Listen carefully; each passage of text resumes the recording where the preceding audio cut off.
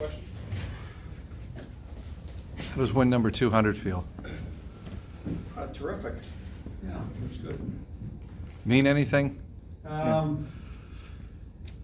the number itself, but I guess now you're starting to accumulate some, so it means you're starting to establish some consistency in the league and your craft. So that's the positive part of it. First time go around didn't happen that way, so I kind of learned a few things and it's working out okay. Just comment on ending this hex with the Red Wings and going off on this long road trip on a good note. Well, listen, we wanted to make sure we get a win today. We had a couple of losses to them this year and wanted to make sure we took care of business in the right manner. I think everyone was involved today, so it's a good hockey game in that regard. We didn't steal anything. That's a good way to hit the road, feeling good about your game. I think it's just an extension of what we've been doing the last two, three weeks, 10 games, let's say. So again, different guys contributing. Our top guys, they do their thing, but I thought, everyone sort of pulled on the rope today. I thought Coyle's line did a good job of establishing his own possession time and had a big influence in the momentum shifts for us.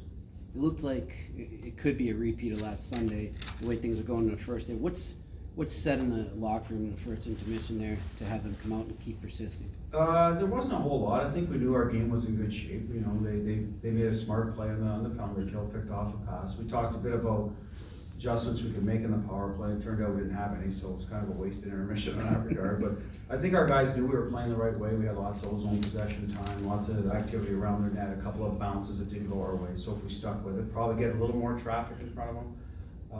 Because lately, whatever we've been shooting, and when he's seen it, he's been stopping it. So no, there was no panic. I thought we stuck with it, and as a result, made a big play. Marshy winning a puck there. Bergie's goal I thought was a big goal for us, and sort of killed any momentum they were going to establish.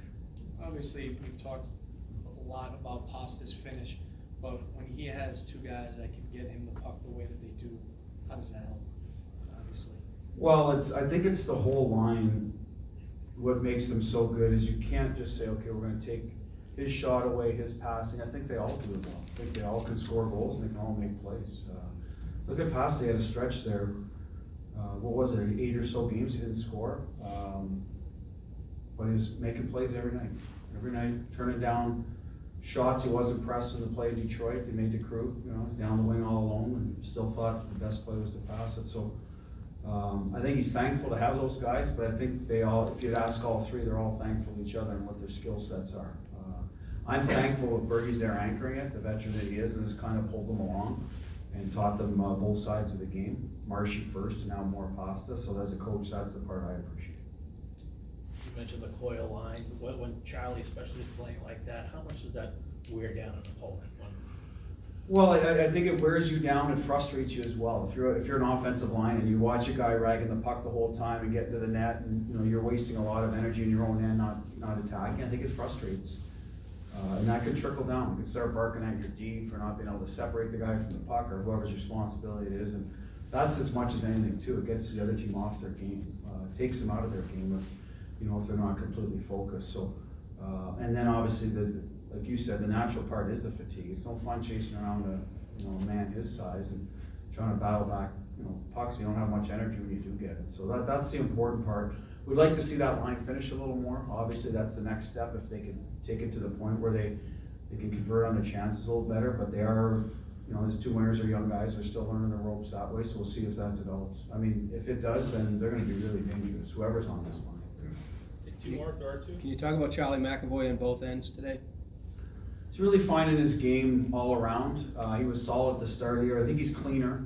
Breakouts, defending, just his overall game. He just looks like he's kind of found his groove now.